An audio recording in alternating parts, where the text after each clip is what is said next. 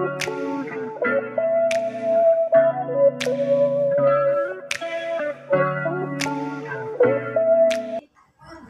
pagi Ibu-ibu.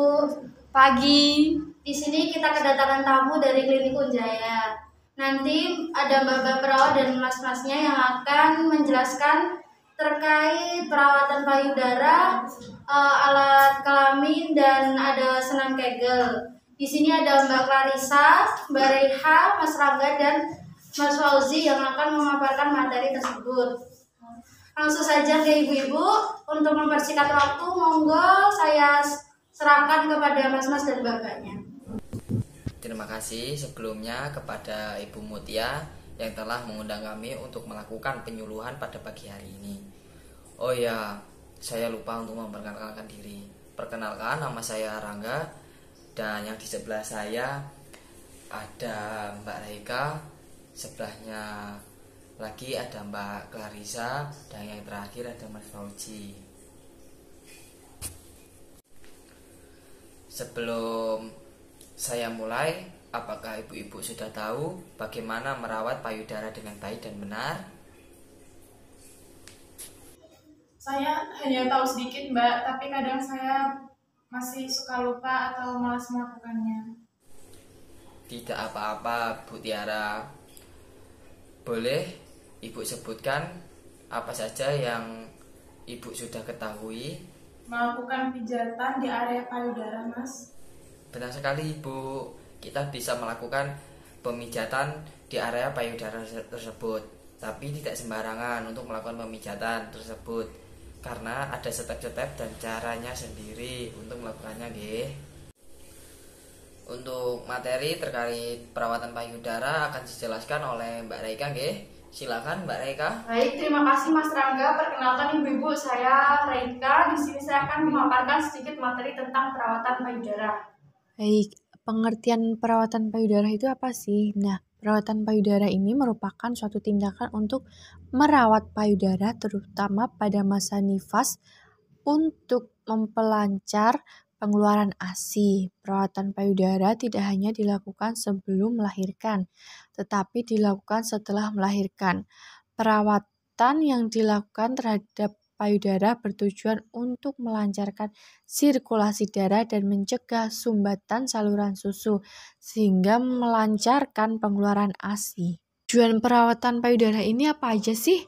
Nah, yang pertama ini memperbaiki sirkulasi darah, dan yang kedua menjaga kebersihan payudara, yang ketiga menguatkan alat payudara, yang keempat mendapat rangsangan kelenjar air susu, yang kelima mempersiapkan psikologi ibu untuk menyusui, yang keenam mencegah pembendungan ASI.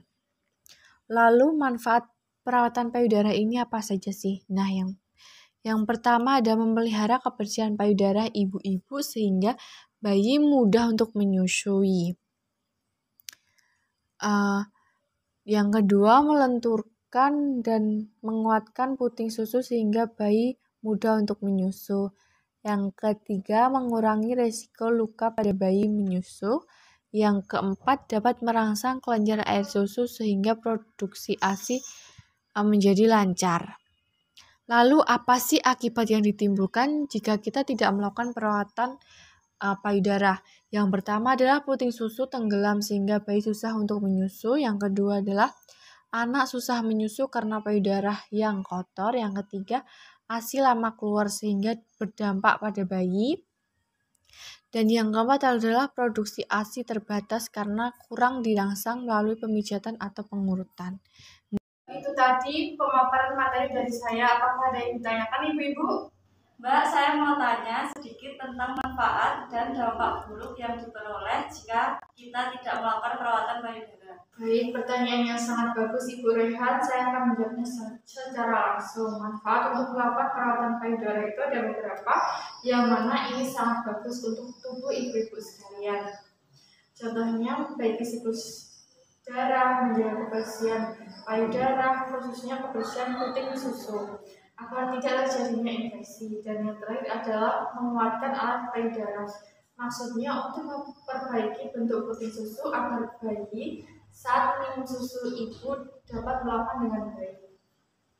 Lalu selanjutnya, dampak buruk yang kita peroleh apabila kita tidak melakukan perawatan payudara tersebut adalah puting susu bisa terpendam dan mengakibatkan air susu terhambat untuk keluar, produksi ASI terhambat, pembentukan payudara, puting susu kotor, sehingga susu lama untuk keluar, dan menyebabkan bayi rewel karena kesulitan untuk meminum ASI, Bu.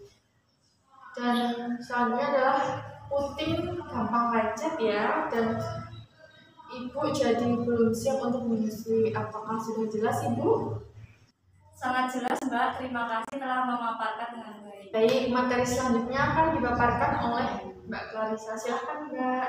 Terima kasih Mbak Reika. Perkenalkan Ibu, saya Clarissa. Di sini saya akan memaparkan materi tentang perawatan perineum atau kelamin perempuan. Sebelum saya menjelaskan materi tersebut, apakah dari ibu-ibu ada yang sudah tahu dari dampak yang diperoleh saat kita tidak melakukan perawatan perineum?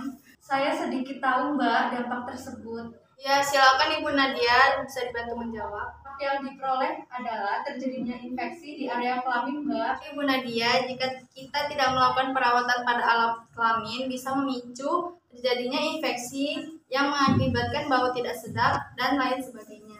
Ada ya ibu-ibu, saya akan menjelaskan mengenai perawatan perineum. Perawatan perineum. Pengertian perawatan perineum. Perineum adalah upaya memberikan pemenuhan kebutuhan rasa nyaman dengan cara menyehatkan daerah antara kedua paha yang dibatasi antara lubang dubur dan bagian alat kelamin luar pada wanita yang habis melahirkan agar terhindari dari infeksi. Tujuan perawatan perineum. Tujuan perawatan perineum menurut Hamilton tahun 2002 adalah mencegah terjadinya infeksi sehubungan dengan penyembuhan jaringan. Selain itu, perawatan luka yang baik dapat mencegah kontaminasi dari rektum, menangani dengan lembut pada jaringan yang terkena trauma, serta dapat membersihkan semua keluaran yang menjadi sumber bakteri dan bau. Manfaat perawatan perineum. 1. Menjaga kebersihan daerah kemaluan. 2. Mengurangi nyeri dan meningkatkan rasa nyaman pada ibu. 3. Mencegah bertambahnya kerusakan jaringan. Yang terakhir, mempercepat penyembuhan dan mencegah perdarahan. Dampak apabila tidak melakukan perawatan perineum. Yang pertama, bisa infeksi. Yang kedua, bisa komplikasi. Yang terakhir, bisa mengakibatkan kematian pada ibu postpartum. Apakah ada yang ingin ditanyakan? Mbak, saya masih kurang paham akan dampak buruknya tadi. Apakah bisa dijelaskan ulang? Ibu Nadia, saya akan jelaskan ulang ya. Jika perawatan perineum itu tidak dilakukan, akan terjadinya infeksi pada perineum. Karena bakteri dapat menyebabkan infeksi setelah persalinan. Infeksi masa nifas masih merupakan penyebab tertinggi atas kematian pada ibu-ibu. Infeksi alat genitalia merupakan komplikasi masa nifas. Luka perineum merupakan pelukaan pada diafragma, urogenitalis, dan musculus levator ani yang terjadi pada waktu persalinan normal atau persalinan dengan alat. Dapat terjadi tanpa luka pada kulit perineum atau pada vagina sehingga tidak terlihat dari luar. Apakah sudah jelas Ibu Nadia? Sudah jelas, Mbak. Terima kasih. Untuk materi senam Kegel akan dipaparkan oleh Mas Fauzi. Silakan langsung dimulai saja. Baik, terima kasih Mbak Clarissa. Perkenalkan Ibu, saya Sri Fauzi.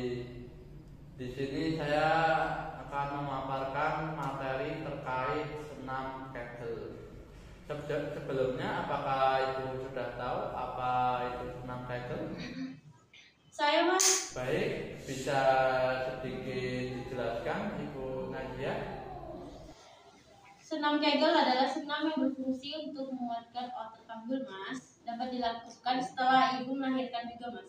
Itu sedikit yang saya tahu tentang senam Kegel. Benar sekali Ibu Nadia. Kita akan membahas lebih lanjut terkait senam Kegel. Saya akan memaparkan materi senam Kegel. Pengertian senam Kegel merupakan senam yang dapat menguatkan otot dasar panggul menjelang persalinan. Tujuannya untuk menguatkan otot-otot dasar panggul membantu mencegah masalah inkontinensia urin, serta dapat menentukan jaringan perineum sebagai jalannya lahir bayi. Kemudian manfaat senam Kegel yaitu yang pertama membantu menguatkan otot panggul, kemudian yang kedua mencegah wasir, kemudian yang ketiga mengatasi inkontinensia urin atau mengompol, kemudian yang keempat memudahkan proses persalinan. Kemudian dampak jika tidak melakukan senam Kegel mengakibatkan terjadinya kerusakan saraf otot dasar panggul dan otot kandung kemih selama persalinan. Selain itu, persalinan nama sering sehingga perlu dilakukan penelitian terkait upaya mengatasi gangguan proses buang air kecil postpartum secara spontan yang disebabkan kelemahan otot dasar panggul akibat dari penekanan kepala janin berlebih saat terjadinya proses persalinan pervaginam. Kemudian cara melakukan senam Kegel. Cara melakukan senam Kegel yaitu dilakukan gerakan seperti menahan buang air kecil, tahan kontraksi 6 detik, lepaskan ulangi beberapa kali selama 20 menit setiap hari. Dilakukan 3 kali sehari selama 7 hari berturut-turut. Latihan Kegel dapat dilakukan dengan posisi duduk maupun berbaring. Itu tadi beberapa materi senam Kegel. Apakah ada yang ingin ditanyakan, Ibu? Saya, Mas. Silakan, Ibu Nadia. Apakah bisa dijelaskan kembali terkait manfaat senam Kegel itu sendiri? Saya kurang paham bagian tersebut. Baik, terima kasih atas pertanyaannya. Di sini saya akan menjelaskan kembali terkait manfaat senam Kegel. Manfaat senam Kegel untuk wanita pada umumnya dan responden ibu hamil pada khususnya. Dan mengingatkan manfaat senam Kegel sangat beragam seperti menghindari ngompol pada lansia. Kemudian meningkatkan elastisitasan otot-otot perineum pada ibu hamil dan ibu nifas, serta lebih mudah mencapai orgasme bagi wanita dan lain-lain apabila dilakukan sesuai dengan prosedur yang telah ditentukan. Apakah ibu-ibu sudah jelas? Sudah jelas, Mas. Terima kasih banyak. Itu tadi ibu-ibu pemaparan materi yang dapat kami sampaikan kepada ibu-ibu semua. Saya ucapkan terima kasih untuk ibu-ibu yang sudah mau bertanya dan berdiskusi. Semoga kita bisa bertemu kembali di kesempatan yang lain ya. Sekian dari kami, saya kembalikan kepada Ibu Kader. Monggo Mbak Mutia. Baik, terima kasih Mas Rangga. Saya selaku yang ada di sini berterima kasih kepada mas-mas dan mbak-mbak dari Klinik Unjaya tentunya yang sudah menyempatkan waktu dan tenaganya untuk memaparkan materi tersebut. Dan terima kasih kepada ibu-ibu untuk antusiasnya dalam menyimak materi yang diberikan. Materi tadi sangat berguna bagi kita semua tentunya. Jangan lupa dipraktikkan sesuai dengan penjelasan yang tadi kita dengar. Karena banyak manfaat yang diperoleh untuk kebaikan kita semua. Baik, Posyandu pada hari ini saya cukupkan. Kita bertemu di bulan berikutnya.